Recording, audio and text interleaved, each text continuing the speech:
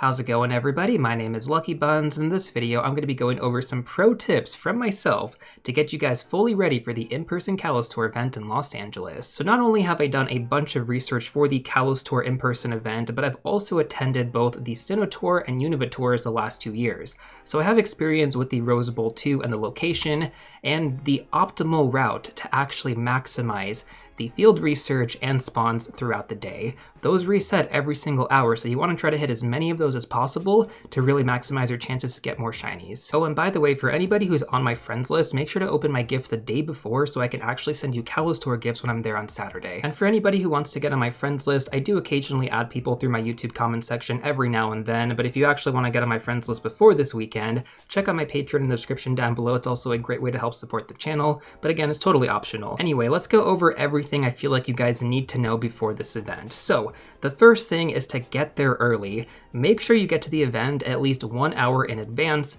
Buy your parking pass online ahead of time. That's going to be the best way to go about this. The lines can get really long just to get into the event, like the actual Rose Bowl stadium, so getting there early is really important so you can actually start right at 9 a.m. when all the spawns and stops go live. Now, when it comes to the Rose Bowl stadium and just the overall venue, there are a lot of restrictions in place for things that you can't burn inside, but there are a few things that you can burn inside. So I imagine a lot of you have already researched this, but if you have any questions about this stuff, just let me know in the comment section down below. I've done a lot of research myself, so hopefully I can help answer that. Now, depending on security, they may or may not be strict about this, so it's really up to you if you want to risk it. The other thing is going to be that you're only allowed to bring in one external battery with you. So it's really, really important that you make sure to charge it completely the day before, because you're definitely going to need it for 8 hours of gameplay. This game drains a ton of battery. For anybody who's kind of casual, like 8 hours of gameplay just with your phone by itself with no external battery, it's going to be pretty rough, and it takes a long time to charge your phone back up. So external battery, kind of a must-have for this event. Now, on top of that, I would still pack some small snacks. In the past, I haven't been super strict about this as long as they're sealed, so if they're really small, that's definitely going to help out. I mean, you do need to stay energized throughout the day, so in my opinion, really, really important, especially because you're going to be grinding nonstop, and some of those food truck lines can be pretty long. The next thing is to make sure that you guys have plenty of water. You're allowed to actually bring in 2 sealed water bottles smaller than 32 ounces with you. You can also bring in refillable bottles, again, kind of the same size though, and you only really need 1 bottle to just refill throughout the day, but it's incredibly important that you stay hydrated. Now, even though it's probably not going to be that hot during the event day, it's still important to bring sunscreen and reapply throughout the day. You can't bring the aerosol spray, but you can bring the lotion kind. That's perfectly fine as long as it's sealed, and those are the restrictions around sunscreen. So again, like, the weather is forecasted to be really cold that day with a low of 35 and a high of 62 degrees, so dress appropriately. Otherwise, I feel like that's most of what you'll need to know to prepare in that aspect. Otherwise, if you have any more tips that you guys would recommend, let us know in the comment section down below. Now, I imagine most of you are probably here for the actual gameplay portion tips, so let's talk about all of that, because that's going to be the rest of this video. So first of all, if you picked up the add-ons, we're going to have some separate sections in this video where we talk about those a bit more, but I first want to go over the basic ticket holder stuff, and then we'll get into all that extra stuff. And again, those optional add-ons you can purchase at any time over the weekend, so if you haven't actually got them yet, you can still decide later if you want to add them on. So first of all, this kind of goes without saying, but some people still leave comments, confused about this. You can only experience the special spawns at the Rose Bowl location and golf course with an event ticket for that respective day. So if you don't have one, there's no point showing up to that location. Now, when it comes down to bonuses, you're going to get 6 special trades, 1 half hatch distance, increased shiny odds of 1 out of 64, I believe, for the in-person events, and then 9 orange raid passes to use during the day. So pretty simple, right? If you're just going to go with the most basic version, hatch as many eggs as you want to, make sure to use all of your raid passes, and for sure, click on everything. The increased shiny odds is one of the biggest appeals for these in-person events, so once you're actually at the Rose Bowl, make sure that you are grinding really hard, all the spawns, all the research, all that good stuff. Now, you also want to have incense running the entire time. Incredibly important, really cheap resource to use in-game as far as the premium item goes. They're super cheap in the shop, so make sure that you have at least 8 incense ready to go. I would just drop them all at the very start of the event. Don't drop the daily incense though and use Roar of Time during this one. There's no special spawns for the daily adventure incense, only regular incense. And that's going to get you the special unknown spawns as well as the special Pikachu. Now, in my opinion, you don't really need to run lucky eggs or star pieces. You can run them if you're like a really hardcore player who has an excess amount of these items and just always have them active anyway, but personally speaking, I don't really feel like the experience or the Stardust are going to be anything crazy. Now that being said, I would actually recommend Spatial Rend on Palkia if you feel like you're not going to have enough spawns around you. I would say that's probably going to be one of the most important adventure effects to have, just so you can maximize the spawns, and trust me, if you're really good at fast catching, this is where this will actually play out. Now when it comes down to the raid battles, there's going to be a few different options that we have available. In 1-star raids, we have Honedge, we also have the Pikachu, I believe, and then we have Xerneas and Yveltal, which in my opinion are the best value at this event. We do also have Mega Raids, which can be pretty good for some people, especially if you want those shiny forms. For example, Mega Lucario is going to be active, Mega Gardevoir, Mega Absol, and then also the debut of Mega Victory Bell and Mega Malamar,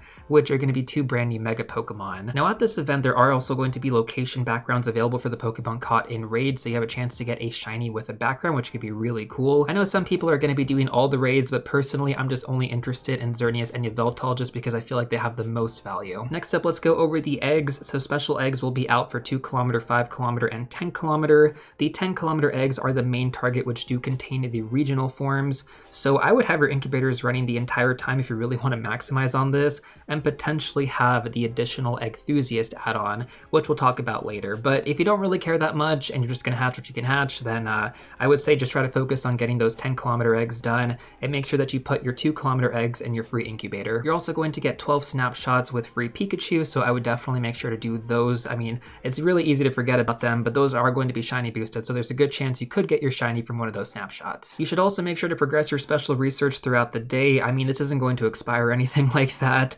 but I believe you'll also get the masterwork research once you're done with that, which you will have to complete over a good amount of time to eventually get yourself a shiny Diancie, which is one of the best rock type attackers in the game, so worth doing that, and also really cool to get the shiny form of that one. I wouldn't say that getting the special research done is like a big priority, but I understand that some people probably just want to knock this out as soon as possible so they can focus on everything else at the actual event.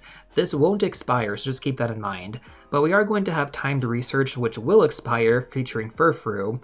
Now you can change into all the different trims at the event, and there's going to be various spots throughout the park where you can do this. I would focus on the regional variants. Don't worry about the ones that you already have in your local area, but definitely try to stockpile on some extra regional variants. Now we're not going to have routes available inside the Rose Bowl, but there are bonuses associated with them, like Flabébé and then more Zygarde cells just on a daily basis. You can get up to 25 during the day, which is a lot more than you normally can get. I believe it's like max at 3, so that's pretty cool, but it also kind of is weird that we don't have routes inside the park. I don't know, weird design if you ask me. Now I'm going to cover the best route that I think you guys should take during this event. I'm not even kidding when I say this. I got so many shinies using this route last year, thanks to my friend who put it together. So essentially you're going to start over near the entrance for Gate K. That's going to be at the very start of the event. And then you're going to go through a little bit up, and you're going to go towards the central village. Then you want to go all the way to the end and then loop up towards the Mountain Manor. Once you get to the very top of the Coastal Laboratory, go down on the left side and now just walk all the way down. That's the best way I would go about this. Just do that loop every single hour. And even if you can't complete everything, like I mentioned earlier, just keep moving and I guarantee you'll end up with a ton of shinies. Now with that being said, of course, I do also recommend to go at your own pace. It's going to be a lot of walking throughout the day. Make sure to take breaks when you need to. Not everybody's going to be able to walk for 8 hours constantly, but if you do have the grind in you, if you do got that dog in you, then definitely make sure to grind as hard as you can. You'll be so happy by the end of this event with all the shinies you ended up collecting, and potentially even hundos. Next up, I do want to talk about the add-ons. So these are pretty important, and I'd have to say that some of these are actually worth picking up. So it really depends on your playstyle, but I'm going to go over them right now. So first of all, we have the Raid Lover add-on. This is going to get you 18 raid passes per day, even on the non-event days. But on the non-event days, you can't actually get the backgrounds unless you have the citywide ticket added. So keep that in mind. You can still do legendary raid bosses around the area, but they cannot have the background. You can still get them shiny, they just can't have the background. You will also get additional candy and extra large candy, a significant amount from every single raid you actually beat. This is so important for actually getting a level 50 Xerneas and Yveltal if you do all of them over the weekend. So in total, guys, you will have 54 raid passes to use over the course of the weekend, 18 every single day, even if you only have the event ticket for one day over the weekend with this add-on. It's definitely worth it in my opinion. I've actually picked this up both times during the last 2 events I've gone to. definitely worth it. Next up, let's go over the Enthusiast. So from this one, you're going to have 1/4 hatch distance instead of 1/2 hatch distance. That does make a big difference. You're going to get 3 times hatch experience, 3 times hatch candy, and 3 times hatch stardust, which is pretty good. That's definitely a lot of experience, candy, and stardust. I would say if you're able to stack 10-kilometer eggs, or sorry, 9 10-kilometer eggs, and you hatch them, or like right before you hatch them, if you drop a star piece, that is going to be a ton of stardust. And then on top of that, if you actually get the Enthusiast add-on, you're going to get an increased chance of getting 10-kilometer eggs, which do contain the regionals, like the really, really rare regionals. So if you feel like you're going to walk a lot and you're going to hatch a lot of eggs over this weekend, or maybe you're just going to put them on your phone rocker, whatever it may be, if you do get the Enthusiast add-on, this could be really, really worth it for you to potentially get some of those shiny regionals, the really, really rare ones. Now you're also going to have the Citywide Gameplay add-on, which in my opinion is an amazing add-on if you can actually take advantage of the time and play. Now the radius for the citywide portion of the event is actually pretty good. You can go to a lot of different areas in the LA area. The best locations, in my opinion, are in Santa Monica on 3rd Street. There's a lot of Pokestops there, tons of places to eat and walk around, but it does get kind of overcrowded because you have a lot of tourists there just in general. A lot of people just go there in general too. And during this event, you know, you're gonna have a lot of Pokemon players there. Now the next location I'm gonna recommend is gonna be Main Street in Newhall. So this is hella underrated in my opinion because most people focus on the most popular mainstream spots like, you know, Santa Monica, Long Beach, stuff like that, because some of the bigger YouTubers always grind there. But as a SoCal resident, someone who lives in the LA area, I can tell you right now, Main Street in Newhall is the place to go. Also, the Valencia Mall, which is like only 10 minutes away from Main Street in Newhall, is also really, really good. We had a community member add so many Pokestops there, really put a lot of work into actually getting that place, you know, so good for Pokemon Go. So that area is amazing to play. I would recommend going there if you can.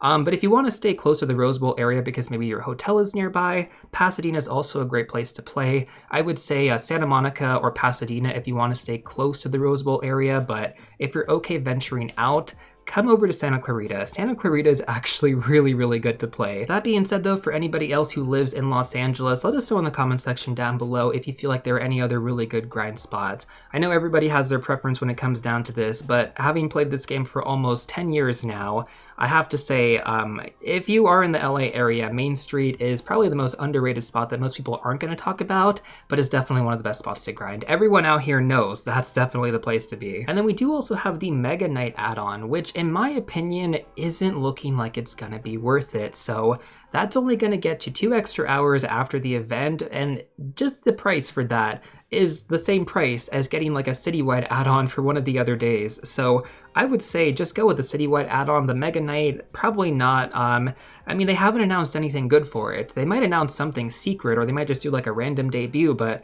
why would you go into that, you know, without really knowing what you're paying for? I mean, if you want to do that, you can. I just think you're better off spending your money on a citywide add-on and you can just enjoy that. But I know some people are going to do like everything. But when it comes down to it, guys, the Mega Night add-on as of right now, like a few days before this event even takes place, not worth it. If you guys have any more general questions about the event though, let me know in the comment section down below. I'll do my best to answer all of them before this weekend.